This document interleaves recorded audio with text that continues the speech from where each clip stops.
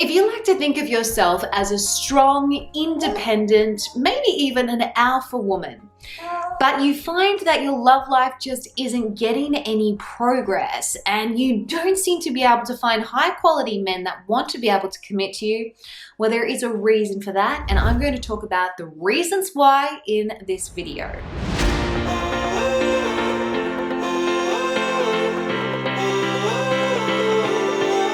I am Renee Slansky. I'm a professional dating and relationship coach.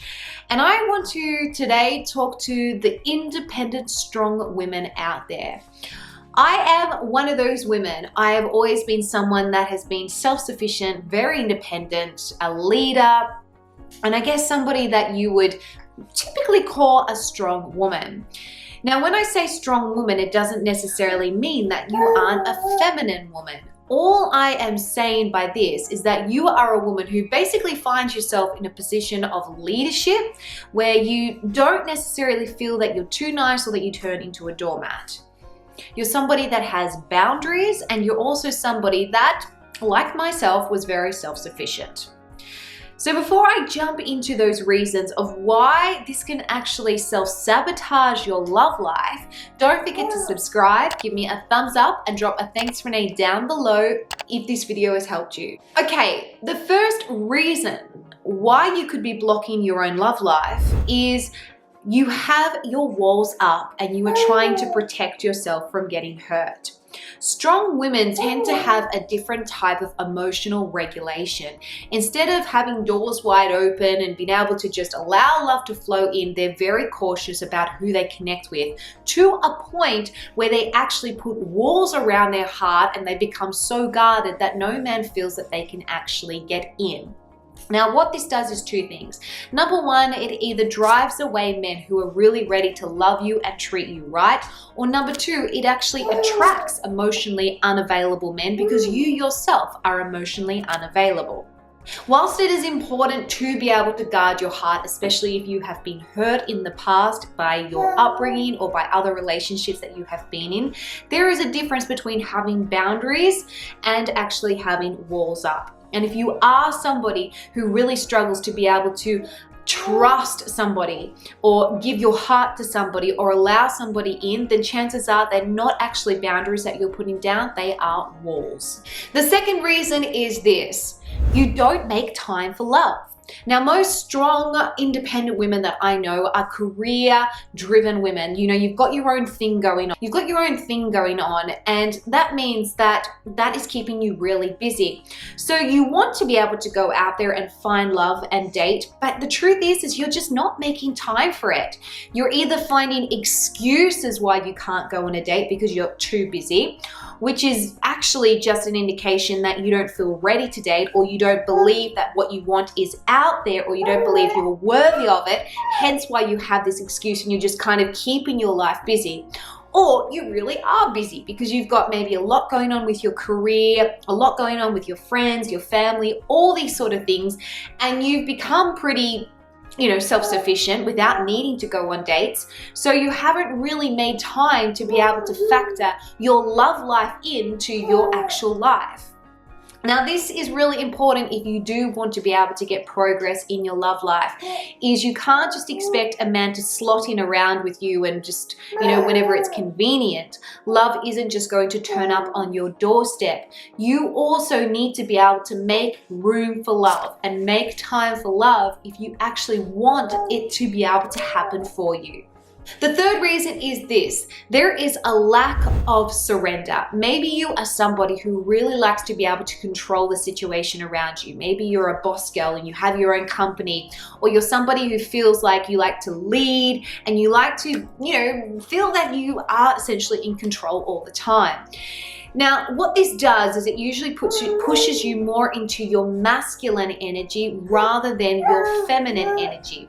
And if you can hear that noise in the background, that's actually my son. He's down in his little rocker. He's 3 months old and he is singing us all a song, apparently. It's just going to be easier doing it like this.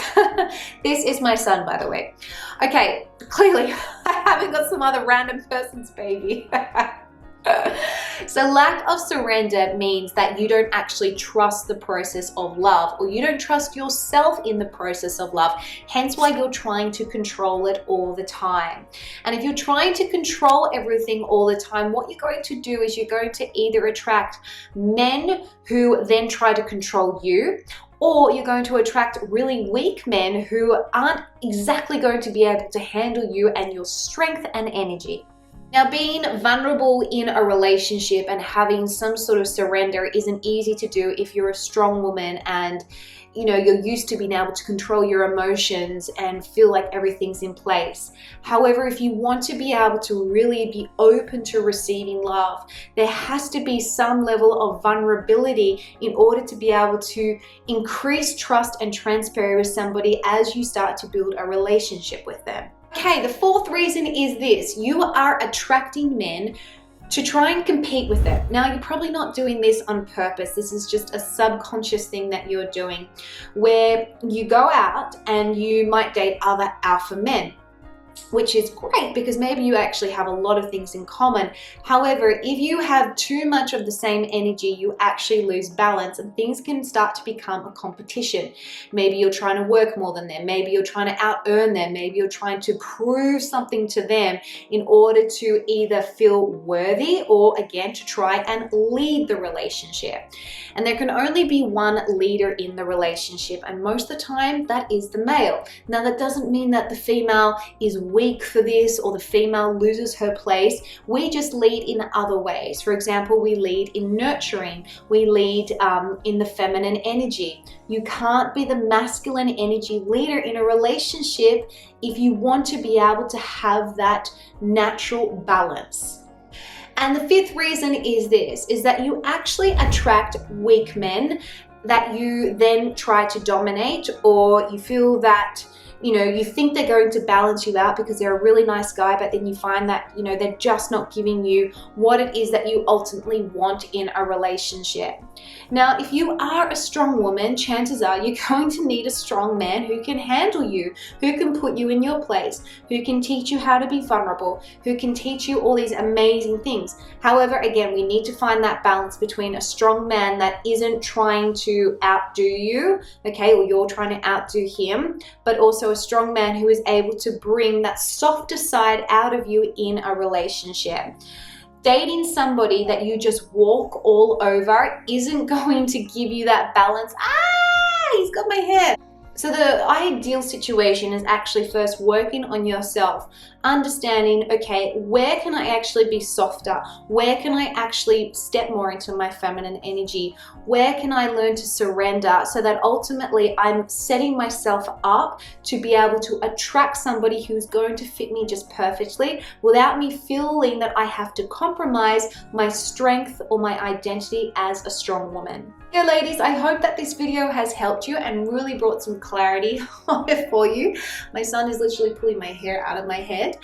Thank you for being patient as I am navigating filming these YouTube videos with a newborn. Let me know if this video has helped you and what point that you liked most, or that you really took away and that because it hit home for you in the comments down below. And don't forget to subscribe, give me a thumbs up, and we will see you next time. Bye for now.